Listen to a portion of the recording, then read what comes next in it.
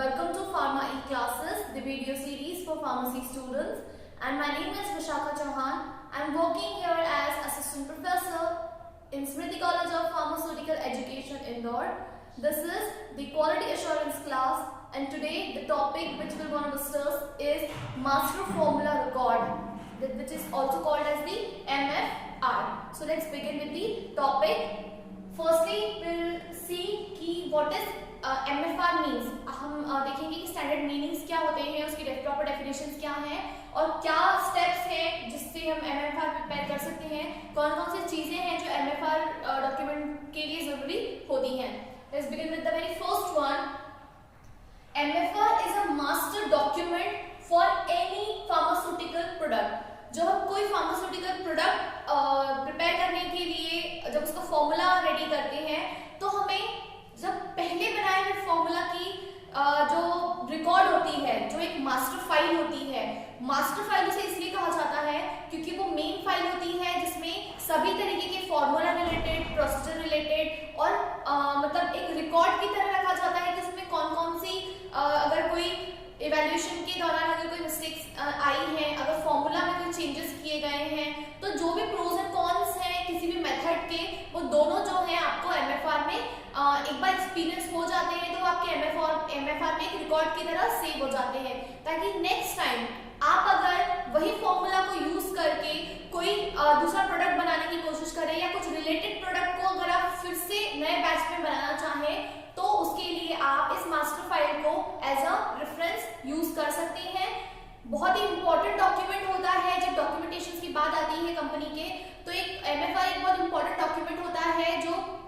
काफी सारे ऑडिट्स में भी काम आता है, क्योंकि इससे जो है प्रोडक्ट से रिलेटेड सभी तरीके की डिटेल्स आपको एक ही बार में अवेलेबल हो जाती है. किस तरीके के फॉर्मूला को यूज करके, फॉर्मूला में यूज होने वाले इंग्रेडिएंट्स जो होते हैं, इंग्रेडिएंट्स के साथ जो भी आपने मिलिंग, शिफ्टिंग वगैरह जो भी प्रोसेस की है, एपीआई को आपने किस तरीके से यूटिलाइज किया है, फॉर्मूला किस तरीके से अरेंज हुआ होगा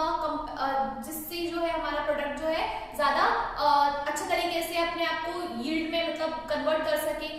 सभी तरीके की डिटेल्स आपको जो है एक फॉर्मूला रिकॉर्ड या मास्टर फाइल में मिलेगी, जिसको हम मास्टर फॉर्मूला रिकॉर्ड या फिर एमएफआर कहते हैं. तो हम देखते हैं कि डेफिनेशन भी क्या इसी सारे पैरामीटर से मैच करती है. So, MFR contains all the information about the manufacturing processes. It also include the information about the manufacturing process. बहुत सारी मेथड्स होती है हमारे पास. जब हम किसी एक पर्टिकुलर फॉर्मूला को डेवलप करने के लिए, किसी डोसेज फॉर्म में कन्वर्ट करने के लिए सोचते हैं, तो हमारे पास उससे रिलेटेड बहुत सारी मेथड होती है. But which one is the most suitable one, जो हमारे प्रोडक्ट के लिए सही है, वो डिटेल्स भी हमको MFR से मिल जाती है. MFR is prepared by the research and development team of the company. Company की जो R&D सेल होती है, रिसर्च एंड डेवलपमेंट सेल होती है, वो फॉर्मूला जब हम बात करते हैं कि करेक्ट फॉर्मूला, एक ऑप्टिमाइज्ड फॉर्मूला जो जनरेट करने की जरूरत होती है, ताकि हमें हर चीज के बारे में एकदम एग्जैक्ट डिटेल्स पता हो कि किस एपीआई के साथ कौन सा सूटेबल पॉलीमर, कौन सा सूटेबल एक्सिपिएंट, जो भी एड ऑन्स यूज हुए हैं, वो सारी चीजें आपस में कंपैटिबल है, आपस में एक अच्छे प्रोडक्ट को बनाने में हेल्पफुल है, एक अच्छी यील्ड प्रोड्यूस करने के लिए हेल्पफुल है. तो ये सारी चीजें जो है R&D टीम जब एक फॉर्मूला पे वर्क करना स्टार्ट करती है तब जनरेट हो पाता है. तो बहुत इंपॉर्टेंट है कि आपकी कंपनी की R&D टीम एक करेक्ट फॉर्मूला, एक कंपैटिबल फॉर्मूला जनरेट करे, तब जाके ये MFR में इंक्लूड हो सकता है, सही वे में इंक्लूड हो सकता है. It is used as a reference standard for preparing batch manufacturing record by manufacturing units. अब जब ये मास्टर फाइल, जिसमें वो मास्टर फॉर्मूला है जो कि ऑप्टिमाइज है, जो कि प्रॉपर है एक अच्छा बैच डिलीवर करने के लिए, तब आपको हमने पिछले बार वीडियो में देखा था कि जो बैच मैन्युफैक्चरिंग रिकॉर्ड्स या बैच फॉर्मूला रिकॉर्ड्स कहिए, वो जो बनते हैं, उसका भी हमने मीनिंग देखा था कि बैचेस वाइज जो मैन्युफैक्चरिंग होती है उसमें भी जो भी डिटेल्स चाहिए है उनका रिकॉर्ड, तो वो बैच मैन्युफैक्चरिंग रिकॉर्ड के लिए आपके पास सबसे पहले होना चाहिए एक master formula approved by the R&D team of your company. तो वो मास्टर फॉर्मूला आपको मास्टर फाइल से जब मिल जाएगा, उस पर आप वर्क ऑन करना स्टार्ट करेंगे, उसको जो प्रोसेस, जो सही स्टेप्स वाइज जब वो जिस फॉर्मेट में लिखा है उसे जैसे ही आप यूज करना, यूटिलाइज करना शुरू करेंगे, तब आप जब एक एक बैच पर वो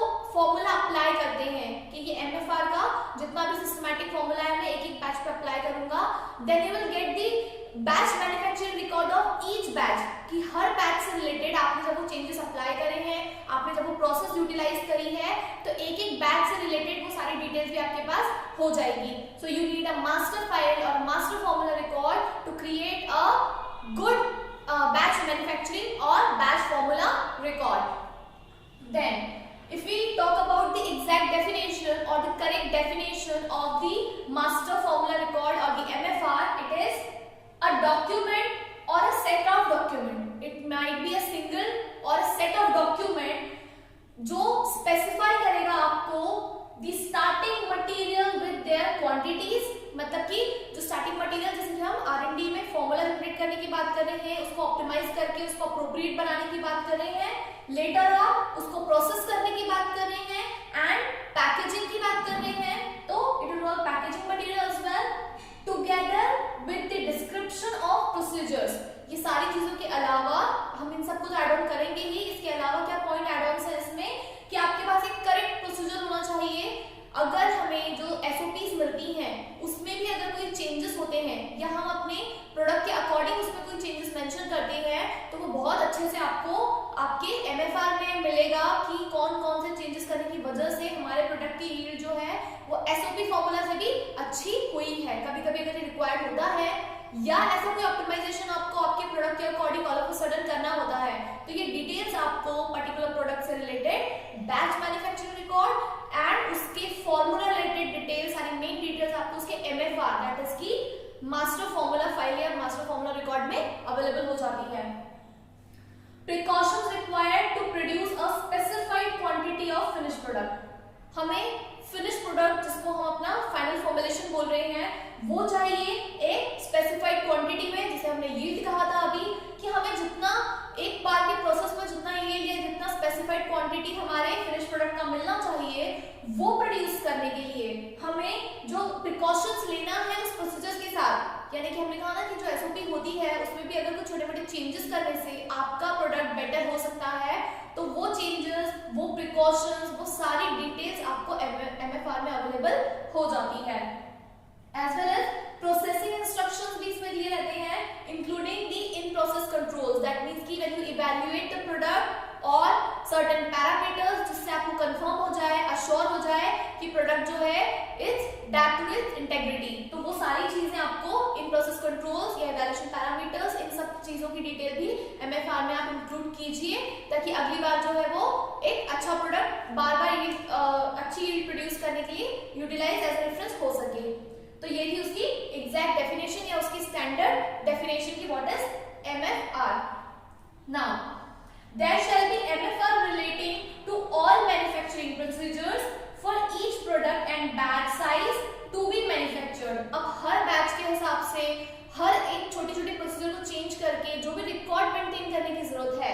वो वहां पर प्रेजेंट पर्सन की रिस्पॉन्सिबिलिटी है कि वो सारी चीजें उसमें एमएफआर में एड ऑन्स कर दे, ताकि कोई अगर मिस हो जाए चीजें तो वो बाद में आपकी एक एक बैच को अफेक्ट ना करे. ठीक है. These shall be prepared and endorsed by the competent technical staff, that is कि आपके जो प्रोडक्शन मैनेजर्स हैं, जो प्रोडक्शन हेड्स हैं, एंड इवैल्यूएट जो इन प्रोसेस होते हैं उसमें वो आपके क्यूसी डिपार्टमेंट से होते हैं, यानी कि जब इन दोनों डिपार्टमेंट के हेड्स जो हैं वो मेक श्योर करें कि सारे चेंजेस और सारी चीजें जो हैं उसमें इन्वॉल्व है, उसमें मेंशन है, तो वो आपके इस स्टेप को काफी इजी कर देगी. आपका एमएफआर काफी आसानी से सही बन जाएगा. आपको क्रॉस चेक की जरूरत भी नहीं पड़ेगी अगर सारे हेड्स वहां पर अटेंटिवली सारे जो चेंजेस नोट डाउन करते हैं वो एमएफआर में इंक्लूड करते जाते हैं. MFR plays an important role in each batch manufacturing. अब हर एक स्टेप पर जब MFR का इतना important रोल है तो हम देखते हैं कि कौन कौन सी चीजें जो हैं वो MFR में मतलब पॉइंट टू पॉइंट इंक्लूड की गई है, क्या होना ही चाहिए. So here the name, logo and address of the company. ये तो एक आइडेंटिटी पैरामीटर आप कह लीजिए कि फॉर आइडेंटिटी पैरामीटर आपको कंपनी का नाम, एड्रेस, उसका लोगो, जिससे आप उसको आइडेंटिफाई कर सकें, ये सारी डिटेल्स आपको उस प्रोडक्ट की पैकेजिंग पे अवेलेबल होना चाहिए. और यही डिटेल आपको जब क्रॉस चेक करनी है तो आपके एमएफआर में भी ये सारी चीजें अगेन मेंशन होनी चाहिए कि जब आपके एमएफआर का स्टार्टिंग हुआ तो सबसे पहले प्रोडक्ट का नाम लिखा था, manufactured by this so and so unit, unit के बाद कॉमा करके बैच आप मेंशन कर सकते हैं, बैच में होने वाले चेंजेस और हेड का नाम मेंशन कर सकते हैं एंड उसको ऑथराइज करने के लिए उनके सिग्नेचर भी करवा सकते हैं। Then the dosage form name, कौन सा फॉर्मूला डेवलप होके कौन से डोजेज फॉर्म में बना है, मतलब कि फॉर्मूला डेवलपमेंट के बाद डोजेज फॉर्म जो बना है उसका आप नाम मेंशन कीजिए। ब्रांड नेम, अगर उसका कुछ ब्रांड नेम आप देते हैं तो वो किस ब्रांड नेम से अवेलेबल है वो भी आप यहाँ बताइए। देन द शेल्फ लाइफ, आपको ये बताना है कि आपके जब आप पर्टिकुलर पहला एमएफआर बना रहे हैं तो उसमें आपने कितनी शेल्फ लाइफ का प्रोडक्ट जो है बनते देखा है। दैट मींस जब वो पहला प्रोडक्ट बना था तो आपने जब उस पे आपके क्वालिटी कंट्रोल पैरामीटर्स चेक करके देखे तो इवैल्यूएशन में आपको ये चीज पता चली कि उसकी शेल्फ लाइफ इतनी है और इतने टाइम बाद वो डिग्रेड हो जाएगा, आपके यूज का नहीं रहेगा। देन दी जेनरिक नेम, अगर आप कोई जेनरिक उसमें चीजें यूज करते हैं, अगर आपकी इंग्रेडिएंट लिस्ट में कोई ऐसी चीजें हैं कि उसको आइडेंटिफाई करके या हाईलाइट करके बताने की जरूरत है तो आप उसको जेनरिक नेम से भी मेंशन कर सकते हैं। अदरवाइज ब्रांड नेम तो उसका कुछ ना कुछ होता ही है जिससे वो प्रमोट होती है। स्टोरेज कंडीशन, अगर कोई ऐसे प्रोडक्ट्स हैं जिसको स्पेसिफिक स्टोरेज कंडीशन की बहुत ज्यादा जरूरत होती है तो वो सारी चीजें आपको ऐसे प्रोडक्ट के साथ हाईलाइट करके मेंशन करनी होती है कि इस प्रोडक्ट को जैसे डार्क साइड रखना है, लाइट साइड रखना है, यानी जहाँ सनराइज ना आए ऐसी जगह रखना है, या फिर उसको जो टेम्परेचर कंडीशन है वो कितनी कम रखनी है। तो ऐसे जो भी अगर स्पेशल कंडीशन है तो वो आपको स्टोरेज कंडीशन में मेंशन करनी पड़ती है। एमएफआर नंबर एंड डेट, जब पहला प्रोडक्ट रहेगा तो उसका होगा एमएफआर नंबर, यानी कि जो उनका फॉर्मूला रिकॉर्ड नंबर रहेगा वो उनका पहला नंबर रहेगा और उसके साथ डेट कि वो किस दिन फाइनलाइज हुआ था। Then the pack size and packing style, कि कौन सा सुटेबल पैक साइज इसके लिए ठीक था। जैसे आप ब्लिस्टर्स में देखते हैं कि कुछ कभी-कभी टैबलेट्स इतनी डिस्टेंस पे रखी हुई होती हैं जबकि इतना डिस्टेंस यहाँ पर होता है, तो ये पैकेजिंग रिक्वायरमेंट होती है कि अगर आपको टैबलेट को डिस्टर्ब नहीं करना है तो किस तरीके से इसका पैकेजिंग होना चाहिए। ये सारे जब हम पैकेजिंग के इवैल्यूएशन करते हैं तो ये सारी चीजें उसमें स्टडी करते हैं कि किस तरीके की पैकेजिंग से प्रोडक्ट को जो है काफी लॉन्ग टाइम तक हम अच्छी तरीके से स्टोर करके रख सकते हैं, वो ज्यादा हैम्पर नहीं होता है, ट्रैवलिंग में भी नहीं होता है, यूजेज में भी नहीं होता है, आप उसको शिफ्ट करते हैं तब भी नहीं होता है। तो ये पैक साइज की रिक्वायरमेंट हम पैकेजिंग इवैल्यूएशन पैरामीटर्स के टाइम पर अच्छे से चेक कर सकते हैं। एंड पैकिंग स्टाइल की जो चीजें आप जितना ज्यादा ल्यूक्रेटिव पैक करते हैं, कुछ चीजों को बहुत ल्यूक्रेटिव पैकिंग की जरूरत होती है ताकि वो अच्छे से सेल आउट हो सके, और कुछ चीजों को मैक्सिमम कंफर्टेबल पैकिंग की जरूरत होती है ताकि वो अपना प्रोडक्ट जो है उसकी इंटैक्टनेस को होल्ड कर सके। तो according to the requirement, according to the type of product आपको ये सब चीजें उसमें ध्यान से ऐड ऑन भी करनी रहती है। बैच साइज, अगर आपने एक पर्टिकुलर बैच क्रिएट किया था तो उस बैच का क्या साइज था, दैट मींस कितने नंबर ऑफ प्रोडक्ट उसमें बने थे, कितनों का आपने उसमें सैंपल इवैल्यूएशन किया था, कितने उसमें से रैंडम पिक थे, वो छोटी छोटी इंफॉर्मेशन जो है आपको बाद में भी काम आती है। So you have to mention this also. Product description, but obviously you have to mention the description of the product, that कि उसमें कौन कौन सी चीजें इन्वॉल्व हैं, कौन कौन सी चीजों को कौन कौन सी सेंसिटिविटी से हमें प्रोटेक्ट करना है, उसको कैसे यूज करना है, उसका क्या काम है, कौन सी एज ग्रुप को डिनोट करता है, कौन सी जेंडर ग्रुप को डिनोट करता है, ऐसे जो भी डिटेल्स किसी प्रोडक्ट की हो सकती हैं, जितनी आपको किसी भी पर्सन को बताना जरूरी है, वो सारी जरूरी चीजें आप इस पे प्रोडक्ट डिस्क्रिप्शन में बिल्कुल ऐड करते हैं। Label claim of all ingredients, label में जब हम एपीआई यूज करते हैं तो हम क्लेम करते हैं कि this product is responsible for so and so effect, तो आपको वो चीजें मेंशन करके यहाँ पर बतानी है। जैसे अगर कोई कॉस्मेटिकल प्रोडक्ट भी बनाते हैं, न्यूट्रिस्यूटिकल प्रोडक्ट्स भी बनाते हैं, तो इन चीजों में भी अगर हम कोई ऐसी चीज यूज करते हैं जिसका पर्टिकुलर कोई बेनिफिट है आपकी बॉडी पर, तो वो चीजें आपको हाईलाइट करके मेंशन करनी होती है। Then the effective batch number, this effective batch number is कि जब आपकी कंपनी में इतने नंबर ऑफ प्रोडक्ट्स बनते हैं जिसमें ऑलरेडी बैच नंबर्स तो हैं, लेकिन इफेक्टिव बैच नंबर्स वो होते हैं जिनको सैंपल या ग्रुप करके हम फॉर्म कर देते हैं कि 10 type of bottles, for example 10 type of bottles in a particular carton, और वो कार्टन के 10 बॉक्स ही एक बड़े कार्टन में पैक हुए हैं या फिर एक बड़े पैकेजिंग में पैक हुए हैं। तो इस तरीके से कुछ इफेक्टिव नंबर्स हैं जो आप पर्टिकुलर उन अंदर वाले बॉक्सेस को, कार्टन बॉक्सेस को देते हैं ताकि आप उसको रिकॉग्नाइज कर सकें इजीली कि हमने किया था, या इस बॉक्स को हमने मिस कर दिया है, बाकी सबका किया था। तो कुछ स्पेशल इफेक्टिव नंबर देने से आप उसको बाद में भी उसका ध्यान रख सकते हैं कि उसको क्यों यूज किया था या उसको कैसे रीयूज कर सकते हैं।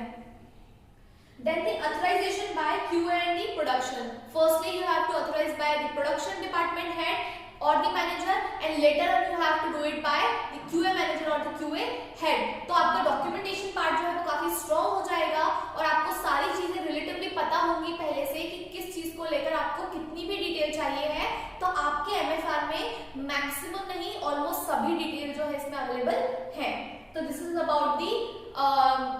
स्पेसिफिक